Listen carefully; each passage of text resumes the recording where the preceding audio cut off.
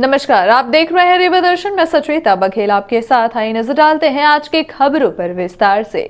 उचित मूल्य दुकानों की निगरानी के लिए 50 अधिकारी तैनात। जिले की 100 उचित मूल्य दुकानों का 7 मार्च से होगा निरीक्षण।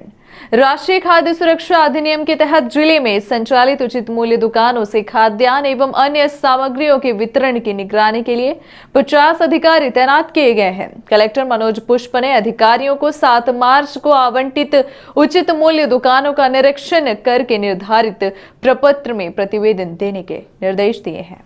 अधिकारी अपने प्रतिवेदन जिला आपूर्ति अधिकारी को ईमेल पर उपलब्ध कराएं। अधिकारी उचित मूल्य दुकानों में खाद्यान्न तथा अन्य सामग्रियों के आवंटन, भंडारण एवं वितरण, स्टॉक पंजी, मध्याह्न भोजन योजना तथा पोषण आहार के लिए खाद्यान्न वितरण की जानकारी लेंगे।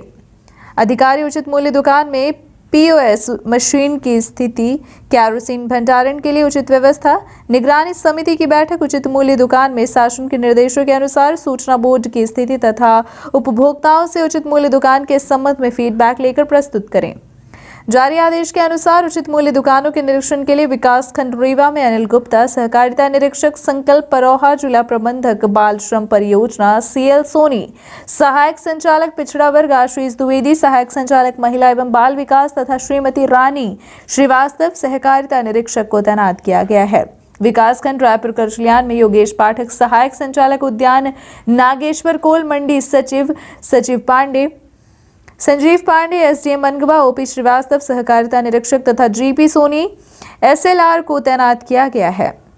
विकास खंड कंगेव में रत्नेश दीक्षित, खनिज अधिकारी, जिला श्रम पदाधिकारी हिरेंद्र सिंह रघुवंशी, जिला विपणन अधिकारी यूपी बागरी, उप संचालक कृषि तथा श्रीमती गौरी मिश्रा, खाद्य निरीक्षक को तैनात किया गया है। विकास खंड सिरमौर में नीलमणि अग्निहोत्री, एसडीएम सिरमौर सुभाष द्विवेदी, खाद्य निरीक्षक डॉक्टर अरविंद तिवारी, जिला आयुष अधिकारी आरएस ध्रुवे, कार्यपालन यंत्री आरईएस तथा धीरेन्द्र सिंह, सहकारिता निरीक्षक को तैनात किया गया है।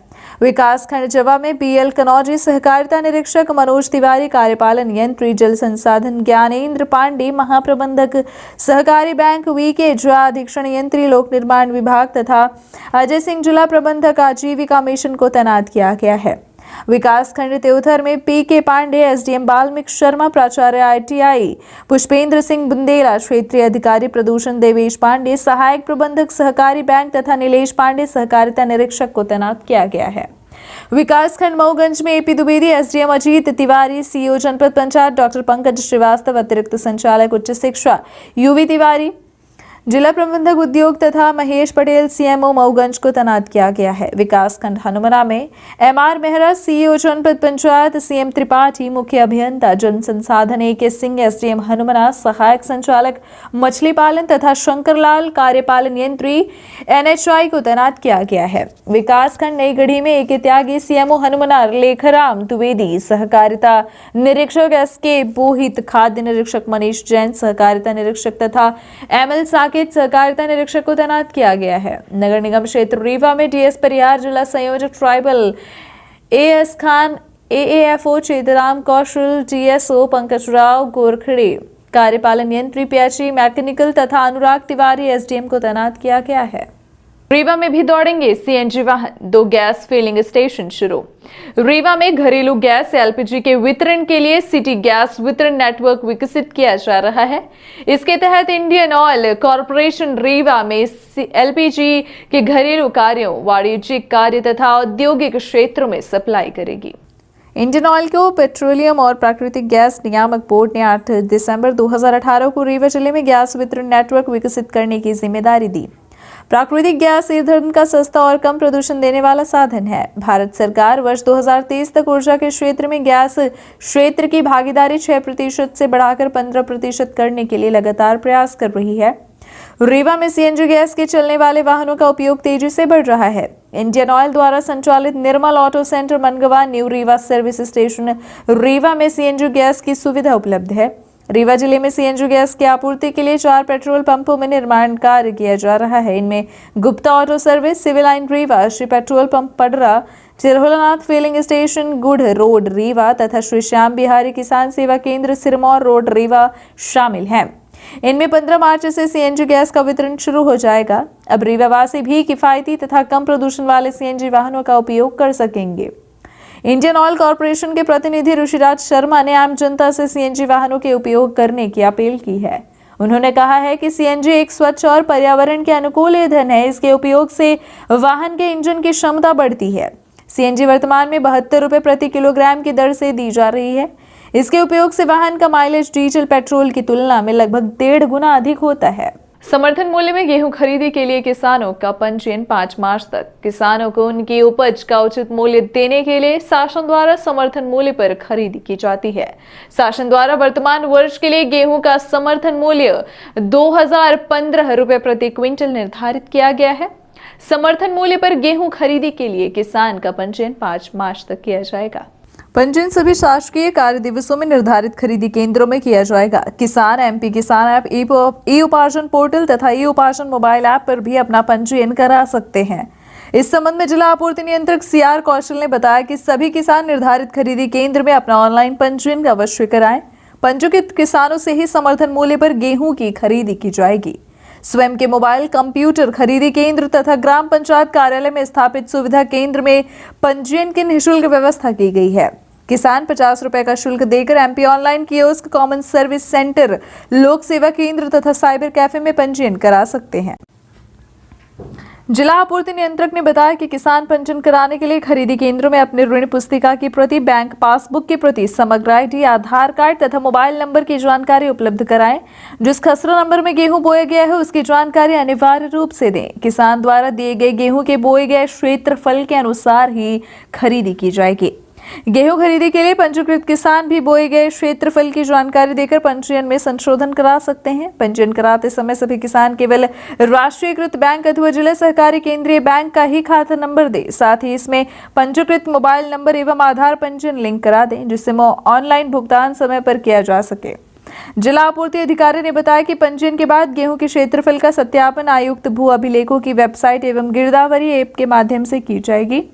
सत्यापित रकबे के अनुसार ही गेहूं की खरीदी की जाएगी। किसानों का पंजीयन तथा पंजीयन में संशोधन निःशुल्क किया जाएगा।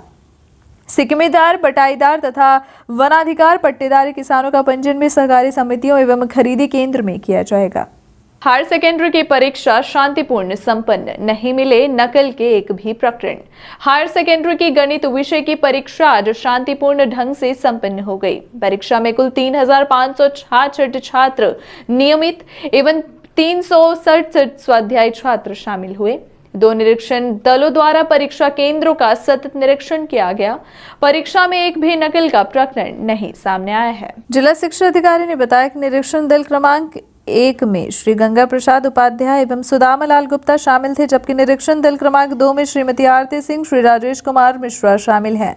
निरीक्षण दल ने कन्या पीके स्कूल, शासकीय मॉडल स्कूल, मार्तन क्रमांक 2, सरस्वती उच्चतर माध्यमिक विद्यालय कन्या, नईगढ़ी बालक, नईगढ़ी मॉडल उच्चतर माध्यमिक विद्यालय नईगढ़ी का निरीक्षण किया। रक्तदान महादान व संजय गांधी अस्पताल में आयोजित रक्तदान शिविर को लेकर कलेक्टर मनोज पुष्प की अपील। आप सभी के सहयोग से जिले भर में संचालित रक्तदान शिविरों में बड़ी संख्या में लोग आगे आ रहे हैं। आगामी दिनों में भी ये शिविर आयोजित किए जा रहे हैं।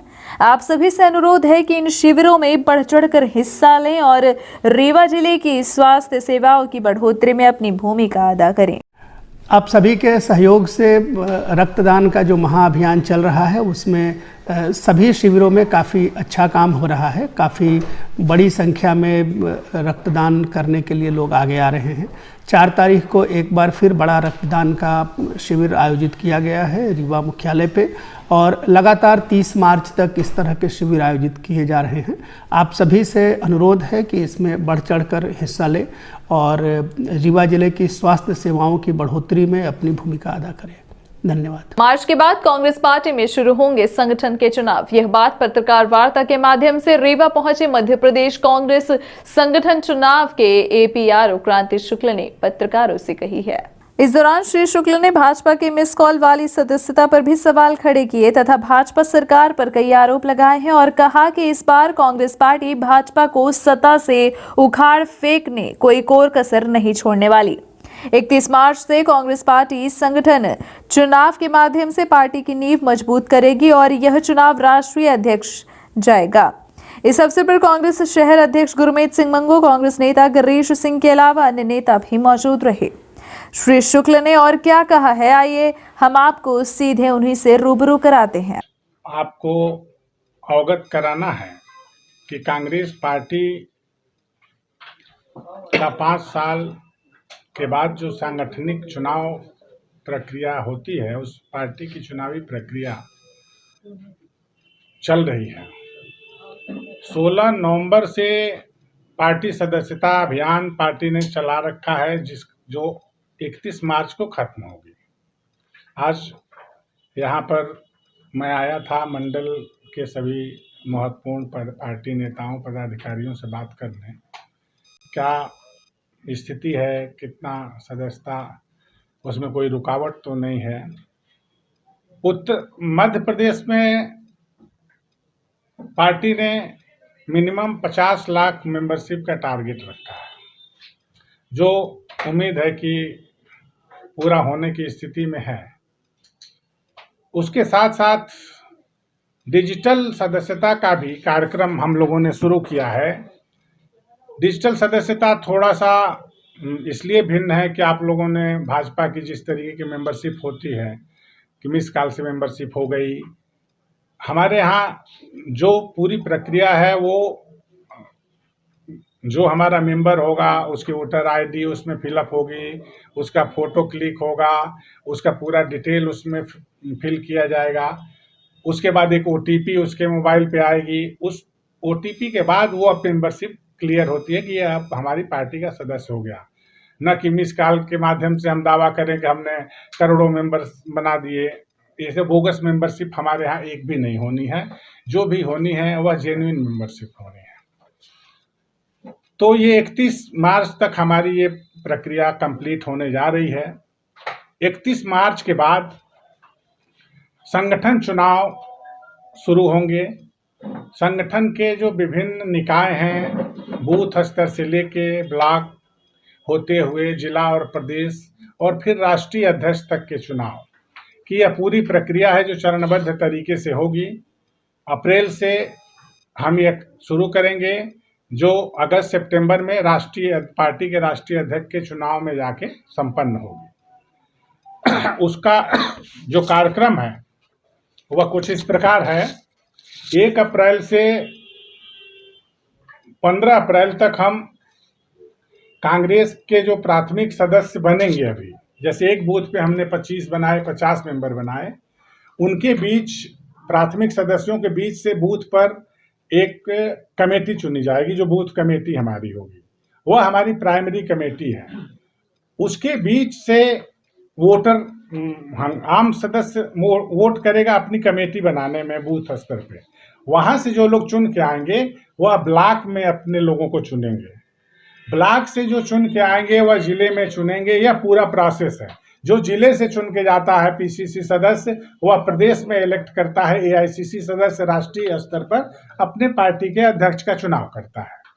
इस पूरी प्रक्रिया में यह संगठन चुनाव होने हैं। तो 1 अप्रैल से 15 अप्रैल तक हम ये बूथ का प्रोसेस कंप्लीट करेंगे और 16 अप्रैल से उनका चुनाव करेंगे, जो ब्लॉक से लेके मतलब बूथ से लेके ब्लॉक तक चलेगा। और इसको 31 मई तक, 16 अप्रैल से शुरू करके 31 मई तक पूरे प्रदेश में या पूरे देश में एक साथ पार्टी अंजाम देगी। उसके बाद का जो दूसरा चरण होगा वह 1 जून से हम शुरू करेंगे। 1 जून 2022 से शुरू करके 20 जुलाई 2022 तक, जिसमें हम अध्यक्ष, उपाध्यक्ष, कोषाध्यक्ष और जिला कांग्रेस कमेटी के कार्यकारिणी का चुनाव करेंगे।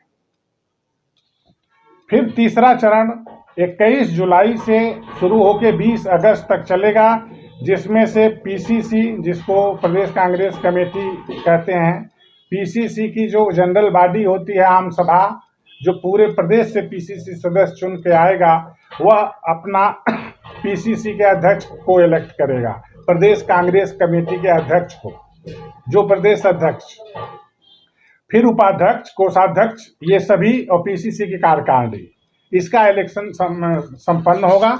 यह एक हमारा तीसरा चरण है। और तीसरे चरण के बाद 21 अगस्त से 20 सितंबर के बीच में ऑल इंडिया कांग्रेस कमेटी का अध्यक्ष चुना जाएगा, जिसको राष्ट्रीय अध्यक्ष हम कह रहे हैं। अभी हमारी आदरणीय सोनिया गांधी जी एक कार्यवाहक अध्यक्ष के तौर पर अभी वो काम कर रही हैं। हम एक नियमित अध्यक्ष उस सम्मेलन के बाद से चुनेंगे। और अखिल भारतीय कांग्रेस कमेटी की कार्यकारिणी का चुनाव होगा, जिसको CWC या वर्किंग कमेटी हम कहते हैं। यह पूरा हमारे चुनाव का कार्यक्रम था आप लोगों के बीच में। आज मैं यहाँ प्रदेश सहित रीवा संभाग के सभी जिलों में 1 मार्च से 5 मार्च तक पौधारोपण महाअभियान की शुरुआत की गई। इस अभियान से आम जन को जोड़ने की दिशा में प्रशासनिक अधिकारियों के साथ सामाजिक संगठनों के माध्यम से इस महाअभियान से जुड़ने की अपील की गई है और कम से कम 1 पौधा लगाने के सभी लोगों को संकल्प दिलाया गया। पर्यावरण संरक्षण के लिए रीवा जिले में अंकुर अभियान के तहत पौधारोपण का बड़ा अभियान चलाया जा रहा है।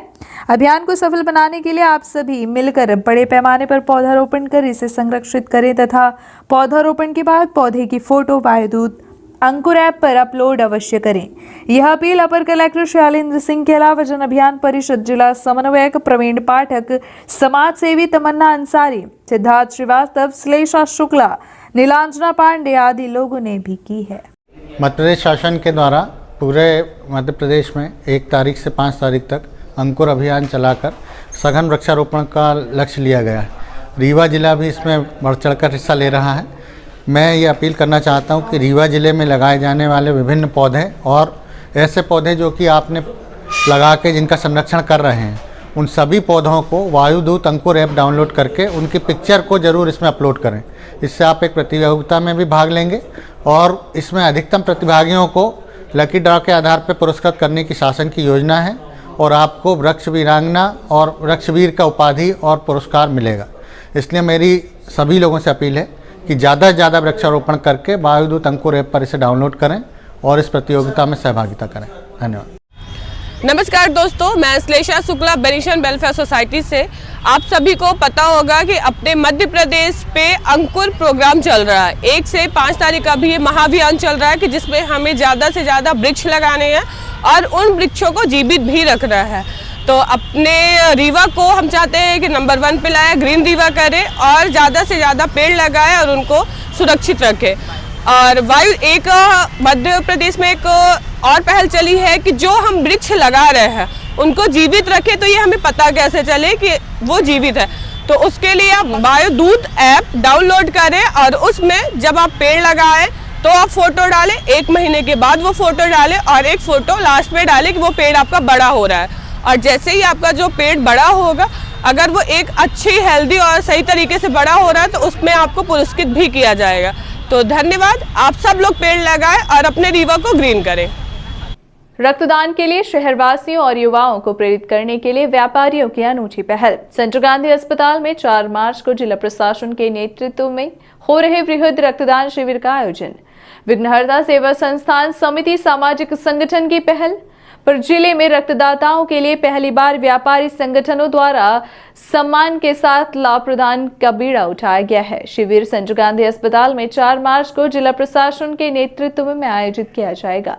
रक्तवीर कैंपेन को संचालित कर रही टीमों ने बताया कि रीवा शहर में पहली बार व्यापारिक संगठनों द्वारा रक्तवीर कैंपेन के तहत रक्तदाताओं को सम्मान स्वरूप विभिन्न व्यापारिक, सामाजिक और शैक्षणिक संस्थानों में विभिन्न प्रकार के उपहार और फिर प्रदान किए जाने का मन बनाया गया है। इस अभियान में शहर के जिम संचालक, रेस्टोरेंट्स, कपड़ा व्यापारी एवं शैक्षणिक संस्थान रक्तदान के प्रति जागरूकता लाने के उद्देश्य से आगे आए हैं। साथ ही रक्तदान करने वाले परिवार के सदस्य को पुरोहित फ्री में विवाह कराएंगे। इस अभियान में 38 व्यापारिक संस्थान शामिल हैं। पत्रकार वार्ता में रीवा व्यापारी महासंघ से गुलाब साहनी, देवेंद्र चुगने, महेश हिरवानी, धीरेन्द्र सिंह, श्लेषा शुक्ल, अनुराधा श्रीवास्तव, कमलेश्वर द्विवेदी, अंशुमान गुप्ता, आचार्य ऋषिकेश तिवारी आदि लोग शामिल रहे। सबसे पहले तो मैं जिला प्रशासन को धन्यवाद करना चाहता हूं, आदरणीय कलेक्टर साहब को, जो उन्होंने रीवा ज़िले से जुड़े हुए जितने भी तहसील हैं उनमें अलग अलग ब्लड डोनेशन का अलग अलग उन्होंने जो प्लान बनाया है, ये बहुत ही बढ़िया है, बहुत आवश्यक है। क्योंकि यहाँ जो जिला चिकित्सालय है और यहाँ पर आसपास के सभी गांव के लोग आते हैं, ब्लड की ज़रूरत पड़ती है उनको, तो अलग अलग तहसीलों से सब मतलब जो है वहाँ ब्लड डोनेट करेंगे, बहुत अच्छा है, ज़रूरी है, ताकि ज़्यादा से ज़्यादा ब्लड की मात्रा मिले जिला चिकित्सालय को। और मैं सभी युवाओं से आह्वान करता हूँ, ज़्यादा से ज़्यादा युवा वर्ग ब्लड डोनेट करें कल 4 तारीख को, ताकि ब्लड की कमी आगे न हो और जिला चिकित्सालय में ज़्यादा से ज़्यादा ब्लड इकट्ठा। रक्तदान शिविर इस आयोजन के संबंध में ये कहना चाहूँगा, कभी कभी क्या होता है हमारे शहर में, जैसे जिला चिकित्सालय, संजय गांधी हॉस्पिटल्स में जो मरीज़ एडमिट होते हैं, गंभीर बीमारियों से ग्रसित होते हैं और एक्सीडेंटल केस के आधार पे जो रक्त की आवश्यकता है हमारे ज़िले की, वो पूर्ति नहीं हो पाती ब्लड बैंक के माध्यम से। तो इस शिविर का उद्देश्य ये है कि शहर में ब्लड डोनेशन को लेकर जो भ्रांतियाँ फैली हुई हैं, हमें लोगों को जागरूक करना है। केवल उनसे ब्लड डोनेशन नहीं कराना है, उन्हें जागरूक करना है कि ब्लड डोनेशन के माध्यम से या डोनेट करने से कोई भी समस्या हमारे शरीर में नहीं आती है। और स्वैच्छिक रक्तदान हमेशा ये लगभग एक अनवरत प्रक्रिया है और ये चलता रहेगा, और हमारे जो ब्लड बैंक हैं उनमें कोई कमी नहीं आने पाए, इसलिए शिविर के माध्यम से लोगों को जागरूक करने का उद्देश्य हमारा रहेगा। आयुर्वेद छात्र संघ द्वारा अपनी 5 सूत्रीय मांगों को लेकर विगत कई दिनों से धरना प्रदर्शन किया जा रहा है। धरना प्रदर्शन के आखिरी दिन आयुर्वेद महाविद्यालय कैंपस में छात्र संघ का धरना प्रदर्शन जारी रहा। इस दौरान छात्रों ने अपनी चिर परिचित मांगों को लेकर सरकार का ध्यान आकृष्ट कराया और चेतावनी दी कि अगर हमारी मांगे नहीं मानी गई तो आंदोलन और उग्र होगा। आयुर्वेद छात्र संगठन द्वारा गत दिवस शहर में जुलूस निकालकर रीवा कमिश्नर को ज्ञापन सौंपा गया और अपनी मांगों को सरकार तक पहुंचाया गया है। उसके बाद आगे भी लगातार आयुर्वेद छात्र संघ का धरना प्रदर्शन व विरोध जारी है। 3 मार्च गुरुवार को भी छात्रों ने कॉलेज कैंपस में धरना प्रदर्शन करते हुए जमकर नारेबाजी की है और सरकार को चेताया कि अगर हमारी मांगे नहीं मानी गई तो आगे उग्र आंदोलन होगा। भारत माता की जय। गिलाए दतूरा भांगे, नए पदों की मांगे। शिक्षक पात्रता परीक्षा वर्ग 3 का आयोजन 5 मार्च को। शिक्षक पात्रता परीक्षा वर्ग 3 का आयोजन प्रोफेशनल एग्जामिनेशन बोर्ड द्वारा 5 मार्च 2002 से किया जा रहा है। परीक्षा में निर्धारित रिपोर्टिंग समय के पश्चात आने वाले अभ्यर्थियों को परीक्षा केंद्र में प्रवेश की पात्रता नहीं होगी। परीक्षा के लिए रिपोर्टिंग समय प्रथम पॉली में प्रातः 7:30 बजे से प्रातः 9 बजे तक तथा द्वितीय पॉली में दोपहर 1 बजे से दोपहर 2:30 बजे तक निर्धारित किया गया है। अभ्यर्थियों को परीक्षा कक्ष में प्रवेश पत्र पर लिखी हुई परीक्षा संबंधी सामग्री, मूल पहचान पत्र, चेहरे पर मास्क, हाथों में ग्लव्स, पानी की पारदर्शी बोतल, सैनिटाइजर की पारदर्शी बोतल के साथ प्रवेश की अनुमति होगी। इसके अतिरिक्त परीक्षा कक्ष में अभ्यर्थी को कोई भी सामग्री ले जाने की अनुमति नहीं होगी। परीक्षा कक्ष में परीक्षार्थी के द्वारा mobile, calculator, electronic device, electronic घड़ी इत्यादि पूर्णतः प्रतिबंधित किया गया है। परीक्षार्थी को परीक्षा परिसर में मूल प्रवेश पत्र तथा मूल पहचान पत्र के बिना किसी भी स्थिति में प्रवेश की अनुमति नहीं दी जाएगी। दिव्यांगों को बस किराए में 50% छूट। राज्य शासन ने प्रदेश के सभी प्रकार की बस सेवाओं में दिव्यांग व्यक्तियों को 50% छूट देने के निर्देश दिए हैं। दिव्यांग व्यक्तियों को UDID कार्ड दिखाने पर यह छूट मिल जाएगी। परिवहन आयुक्त द्वारा प्रदेश के सभी क्षेत्रीय, अतिरिक्त क्षेत्रीय एवं जिला परिवहन अधिकारी को निर्देश दिए गए हैं कि दिव्यांग व्यक्ति को दिव्यांगजन सक्षम प्राधिकारी के प्रमाण पत्र के रूप में केंद्र या राज्य शासन द्वारा जारी यूनिक डिसेबिलिटीज ID कार्ड प्रस्तुत करने पर किराए में 50% छूट का लाभ दें। केंद्रीय दिव्यांगजन सशक्तिकरण विभाग द्वारा unique ID for person with disabilities UDID project चलाया जा रहा है। इसमें दिव्यांगों को यूडीआईडी कार्ड दिए जा रहे हैं। कार्ड के माध्यम से दिव्यांग केंद्र एवं राज्य शासन की विभिन्न योजनाओं का लाभ उठा सकते हैं। यूडीआईडी कार्ड निर्माण में मध्य प्रदेश देश में पहले स्थान पर है। कलेक्टर तथा पुलिस अधीक्षक ने विद्यालय परिसर में किया पौधारोपण। जिले भर में 1 से 5 मार्च तक अंकुर अभियान के तहत वृक्षारोपण का महाअभियान चलाया जा रहा है। इस क्रम में कलेक्टर मनोज पुष्प तथा पुलिस अधीक्षक नवनीत भसीन ने सरस्वती विद्यालय जेल रोड के परिसर में पौधारोपण किया। कार्यक्रम का आयोजन विद्या भारती सेवा संगठन द्वारा किया गया। कार्यक्रम में विद्या भारती के उप प्राध्याध्यक्ष संतोष अवधिया, समाज सेवी डॉक्टर प्रभाकर चतुर्वेदी, जन अभियान परिषद के जिला समन्वयक प्रवीण पाठक तथा समाज सेवियों एवं विद्यालय के आचार्यों ने भी पौधारोपण किया। इस अवसर पर कलेक्टर श्री पुष्प ने कहा कि सरस्वती शिशु मंदिर विद्यार्थियों को गुणवत्तापूर्वक शिक्षा और संस्कार देते हैं। स्वर्गीय रोशनलाल सक्सेना जी ने रीवा में ही प्रथम सरस्वती विद्यालय स्थापित किया था। उनका रोपा शिक्षा का पौधा आज वट वृक्ष बन गया है, जिसकी शाखाएं देश ही नहीं विदेश में भी फैली हुई हैं। उन्होंने कहा कि मुख्यमंत्री जी की मंशा के अनुसार जिले भर में जन सहयोग से वृक्षारोपण का अभियान चलाया जा रहा है। परीक्षाएं समाप्त होने के बाद विद्यालय के विद्यार्थियों को भी इस अभियान से जोड़ें।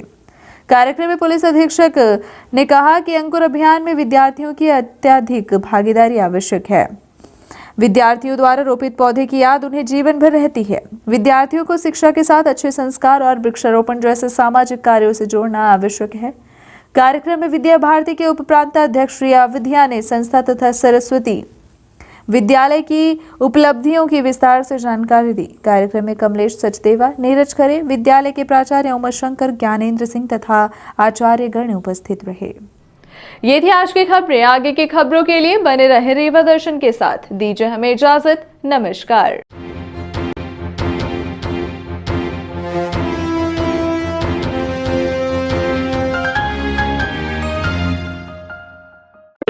महानगरों के बाद अब आपके शहर रीवा में आ गया है हाई स्पीड के साथ new broadband RailTel,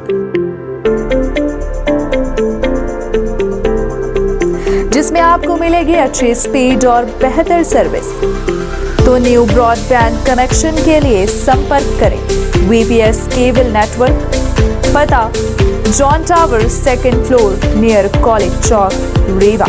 mobile number है 9000992232 और 9425470430।